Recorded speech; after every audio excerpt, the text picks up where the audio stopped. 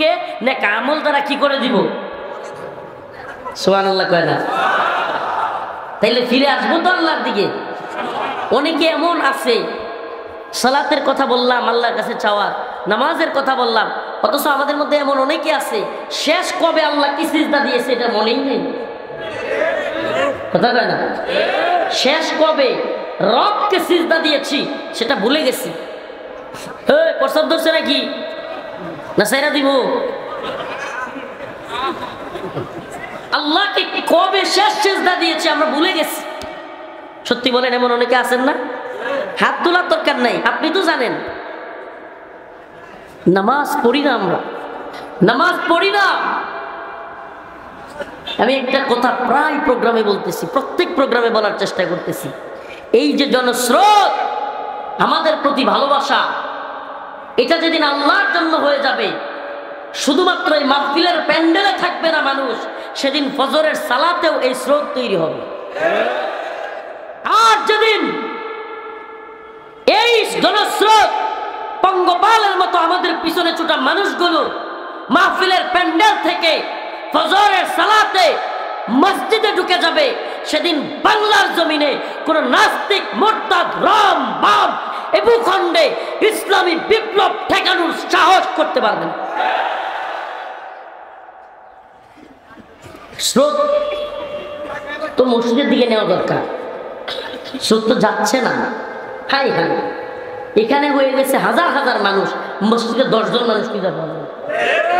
ফজরের নামাজে 10 জনও পাওয়া যায়, আশ্চর্য কথা। এমনকি এখানেও যারা আসি এখন এশারের নামাজ পড়া লোকের সংখ্যা কম হবে। আসেন আসেন, আশ্চর্য লাগে। আমরা এখন একটা ছেলেকে যখন মসজিদের দিকে যাইতে দেখি, যুবককে, সব মুরব্বীরা মিলে বলে, দেখছস অমুকের ছেলে নামাজ পড়তেছে, আমাদের এলাকার ভাষায় কইতেছে, এই দেখছস অমুকের ছেলে তো 5 ওয়াক্ত নামাজ পড়তেছে, শুনছস নি কথা? হওয়া উচিত ছিল তো উল্টা, হওয়া উচিত ছিল উল্টা। 2টা ছেলে নামাজ পড়ে না, সবাই মিলে বলবে, দেখছস অমুকের ছেলেগুলো নামাজ পড়ে না। এই উল্টা কেন হয়েছে? হয়েছে কারণ এই জন্য যে আমরা দিন বুঝি না, দিন বুঝি না। মনে করি হুজুররা মনে হয় প্রথম মুরগির ডিমটা দিয়া দিলেই মুরগি ডিম পারলে বাস আমি জান্নাতি।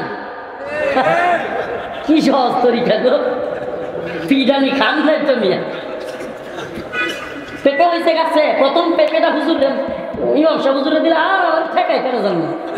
আর আমাদের অনেক হুজুরও আছে মসজিদের মাদ্রাসা কালেকশন করলে এমন হয় জান্নাতের টিকিট বেচতেছে। এত সহজ, এত সহজ না। أم حسبتم أن تدخلوا الجنة ولما يأتكم مثل الذين خلوا من قبلكم مستهم البأساء والضراء وزلزلوا حتى يقول الرسول والذين آمنوا معه متى نصر الله ألا إن نصر الله قريب أم حسبتم أن تدخلوا الجنة আরে তোমরা কি মনে করেছো জান্নাতে যাওয়া এতই সহজ? এত সহজেই চলে যাবা? ওয়ালাম্মা ইয়াতিকুম মাতালুল লাযিনা খালাউ মিন ক্বাবলিকুম, আরে তোমাদের পূর্ববর্তীদের উপর কঠিন কঠিন পরীক্ষা নেওয়া হয়েছে। আমাদের পূর্ববর্তীদের উপর আল্লাহ বলতেছেন কি করা হয়েছে? আপনি কি কল্পনা করতে পারেন? দু জাহানের সরদার, পয়গম্বর সরদারে দু আলম মুহাম্মদ আরবি সাল্লাল্লাহু আলাইহি সাল্লাম, যিনি আল্লাহর পরে শ্রেষ্ঠ মানুষ, আল্লাহর পরে শ্রেষ্ঠ, আল্লাহ পাকের পরে যিনি কি সমস্ত সৃষ্টির মধ্যে শ্রেষ্ঠ, তার ইতিহাস কি, তার জীবনী পড়ে দেখেন। যার জন্মের আগেই পিতা মারা গেছে, জন্মের কিছুদিনের মধ্যে মা মারা গেছে। এগুলো কি পরীক্ষা মনে হয় না?